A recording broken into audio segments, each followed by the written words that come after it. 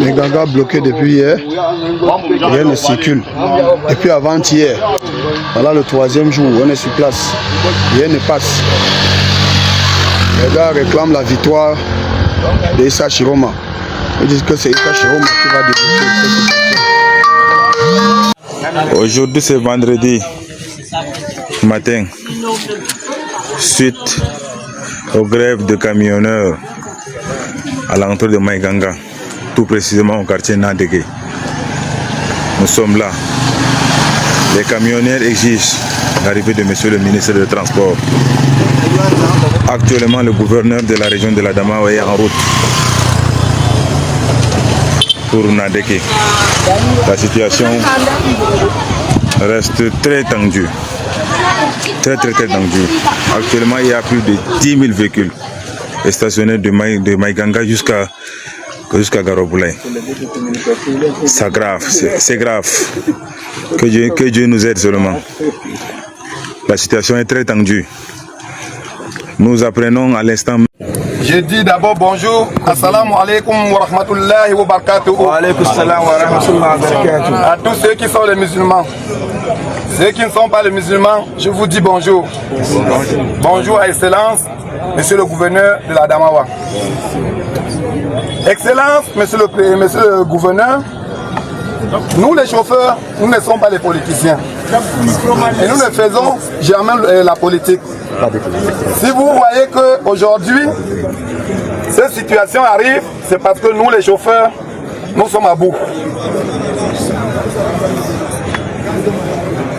Il y a un peu de temps que nous venons d'être abusés par le ministre des Transports. La route a été bloquée. Le ministre des Transports nous ont demandé de lui faire confiance, de libérer la voie publique. Que les ponts basculent, les tracasseries routières, ça devait être suspendu jusqu'à nouvel ordre. Le même jour que le ministre du Transport parlait, rien n'avait été changé en route. Les hommes en tenue ont dit que le ministre du Transport n'est pas qualité de les faire libérer la voie publique.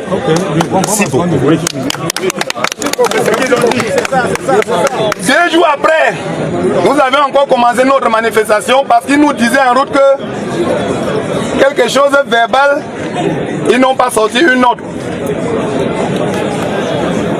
À Douala, on avait vu le gouverneur du littoral, ils ont sorti la note que la tracasserie routière devait cesser.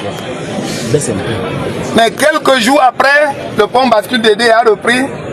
Que le père donne son numéro en plein public, tout le monde a enregistré son numéro. Tu ne veux pas, ce n'est pas la raison, la rébellion ne va pas payer.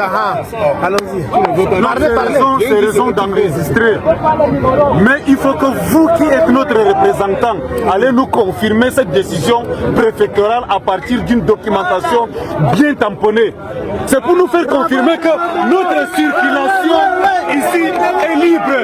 Parce que nous quittons depuis Mouloundou pour arriver jusqu'à Blangwa. Nous souffrons sur la route. Nous payons les impôts, tous les péages, nous arrêtons. Il n'y a même pas la route. Et nous avons encore des molestations des gendarmes et des policiers. Nous recevons trop de tracasseries au bord de la route. Monsieur le préfet, la doléance des chauffeurs n'a pas commencé aujourd'hui. Ça ne finit pas aujourd'hui. Nous n'allons pas mettre point à cela aujourd'hui. Vous avez compris, vous allez comprendre jusqu'à la fin. Nous ne voulons plus ça. Le commandant a compris avec ces éléments. Nous voulons une collaboration ferme, bien déterminée entre la gendarmerie, la police, la population et les chauffeurs pour une libre circulation très délivrée.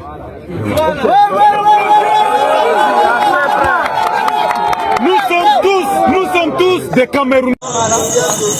Nous voici les personnels qu'on vient d'arrêter. Voilà notre taxi. On vient de nous interdire aussi de traverser. Ils ont bloqué, armés de machettes. On dit que personne ne traverse. Situation actuellement à l'entrée de Maïganga. à 30 km de Meganga. 30 km de Meganga actuellement. La tension ne fait qu'augmenter avec les machettes. La tension ne fait qu'augmenter. C'est les machettes. C'est les machettes. Personne ne traverse. Personne ne traverse. Vraiment, c'est trop compliqué. Hein. Tout est parti d'une gifle. Une seule gifle donnée par un gendarme à un camionneur. Et en quelques heures, tout un axe vital s'est retrouvé paralysé. Des centaines de passagers, dont des enfants, ont passé la nuit en pleine brousse. Des bus immobilisés depuis 2 jours. Des camions alignés comme des épaves le long de la nationale. Et surtout, une colère froide. Une colère mûrie depuis trop longtemps qui a fini par éclater. Les camionneurs ont exigé la destruction du fameux poste de contrôle, celui que tout le monde surnomme le Vatican de la corruption. Les gendarmes, conscients du danger, ont eux-mêmes cassé leur propre point de contrôle, comme pour calmer un feu qui commençait déjà à prendre. Mais une fois qu'un volcan se réveille, on ne l'endort pas avec un marteau et quelques planches arrachées. Et là, les camionneurs ont changé de ton. Ce n'est plus la destruction du poste qu'ils veulent, c'est le ministre des Transports, en chair et en os. Pas son délégué, pas un préfet, pas un communiqué. Non, le ministre lui-même. Qu'il quitte Yaoundé et qu'il vienne expliquer face à face ce qui se passe réellement sur ces routes où l'on raquette plus qu'on ne contrôle. Le message est violent, mais limpide. L'autorité ne fait plus peur. Elle n'inspire plus rien, même pas le respect. Pendant ce temps, le gouverneur tente de négocier, mais ses mots se perdent dans le bruit des klaxons, des cris et même des machettes. Parce qu'à Lokoti, à une trentaine de kilomètres de Meganga, d'autres individus ont bloqué la route, eux aussi, armés, interdisant le passage à tout le monde. Et ils disent qu'ils veulent le changement. Rien que ça. Dans un pays stable, ce serait un incident isolé. Mais au Cameroun version 2025, ce n'est pas un incident, c'est un symptôme. Le symptôme d'un pays où la moindre étincelle peut devenir une explosion, où plus personne ne fait confiance à rien, où les gens n'ont même plus un lieu officiel pour exprimer leur colère, alors ils le font là où tout le monde est obligé de les voir, sur la route. Et pour couronner le tout, les camionneurs refusent à présent d'accepter le communiqué du préfet annonçant la suspension des contrôles. Pour eux, sans cachet, c'est juste de la fémania. Voilà où on en est.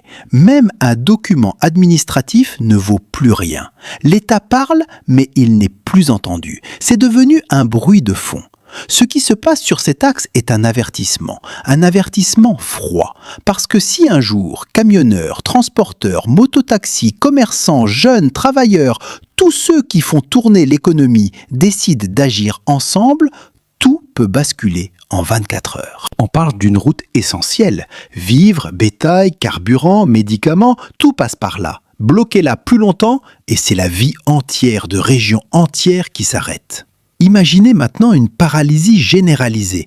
Prix des denrées qui explosent, pénurie partout, chômage technique, montée de l'insécurité, banditisme qui s'enflamme, tensions ethniques, barrages improvisés et au bout du compte, un pays qui glisse hors de tout contrôle. La vraie question n'est plus que se passe-t-il à Ngaoundéré. La vraie question est combien de temps avant que ça n'arrive à Douala, Bafoussam, Bertoua, Nkong Samba ou même Yaoundé? Parce que ce blocage n'est pas un accident, c'est un signal, un feu rouge, un message simple, le Cameroun est assis sur une bombe. Une bombe nourrie par la corruption devenue normale, par l'arrogance des institutions, par le mépris de certains uniformes envers les citoyens, par la misère qui étouffe tout le monde en silence, par l'impunité, par le fait que personne n'écoute plus personne.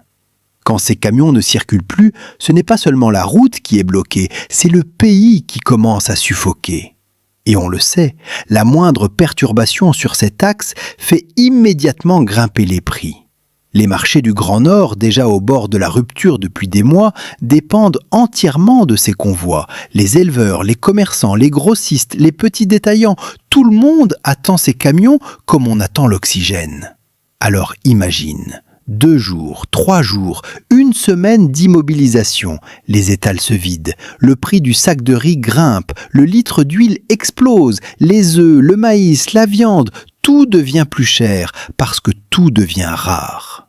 Et ce n'est pas seulement les consommateurs qui paient. Les commerçants perdent leurs marchandises périssables, les abattoirs manquent de bétail, les stations-service tombent en rupture, les transporteurs eux-mêmes perdent des millions en carburant, en panne, en retard, en marchandises qui tournent sous la chaleur. Bref, chaque heure de blocage, c'est un morceau de l'économie nationale qui s'effondre. Et plus les jours passent, plus l'effet domino s'amplifie, car cet axe n'alimente pas seulement l'Adamawa et le Grand Nord, il irrigue aussi la RCA, le Tchad, il maintient tout un commerce sous-régional en vie. Bloque-le suffisamment longtemps et tu as un choc économique à l'échelle régionale. Pendant que tout cela se joue, que demandent les camionneurs ? La destruction d'un poste de contrôle qui, depuis longtemps, est devenu le symbole de la corruption routière. Un endroit où la route sert moins à contrôler qu'à soutirer. Les gendarmes ont fini par casser eux-mêmes leur propre point de contrôle. Mais c'était trop tard, le mal était déjà fait. Et maintenant, les camionneurs veulent le ministre des Transports. Pas un préfet, pas un communiqué, le ministre. Parce qu'ils savent que dans ce pays, les décisions ont toujours du mal à descendre jusqu'au terrain. Parce qu'ils savent aussi que s'ils ne durcissent pas le ton, rien ne changera. Ce bras de fer prend place dans un Cameroun sous pression, où la moindre goutte peut déclencher une inondation. Et pour la première fois depuis longtemps, on voit clairement que l'État ne fait plus peur. Que les communiqués n'apaisent plus personne, que les institutions n'inspirent plus la moindre confiance. Et pendant que le gouverneur tente de négocier, la route se transforme en zone de tension. À Lokoti, des individus armés bloquent aussi la circulation. Eux réclament le changement. On ne sait pas vraiment lequel, mais on comprend une chose. Tout le monde est à bout. Toute cette affaire n'est pas seulement une crise sociale, c'est une crise économique qui pourrait s'étendre comme une onde de choc. Si aujourd'hui c'est Ngaoundéré Meganga, demain ce pourrait être Douala Bafoussam ou Yaoundé Bertoua. Et là, ce n'est plus seulement la vie chère, c'est la paralysie totale du pays. Pénurie de carburant, pénurie de denrées, inflation galopante, chômage technique, émeute de la faim, banditisme accru sur les routes désertées, effondrement des petits commerces, tensions ethniques et sociales. Tout cela peut se déclencher en quelques jours. Parce que le Cameroun tient encore debout, oui, mais il ne tient plus ensemble. Et ce qui se passe sur l'axe Ngaoundéré-Meganga n'est pas un accident, c'est l'ombre d'un avenir que personne ne veut voir arriver. Une bombe nourrie par la corruption devenue normale. Par l'arrogance des institutions, par le mépris de certains uniformes envers les citoyens, par la misère qui étouffe tout le monde en silence, par l'impunité. Par le fait que personne n'écoute plus personne. Et quand un pays en arrive à ce stade, ce n'est pas un communiqué qui va le sauver, ce n'est pas un préfet, ce n'est même pas un ministre. Il faut un sursaut national. Un vrai. Sinon, ce qui se passe aujourd'hui sur l'axe Ngaoundéré-Meganga finira par apparaître comme une simple répétition. Une répétition avant quelque chose de beaucoup plus grave. Et ce jour-là, personne ne pourra dire « nous ne savions pas ». Le Cameroun tient encore debout, oui, mais il ne tient plus ensemble.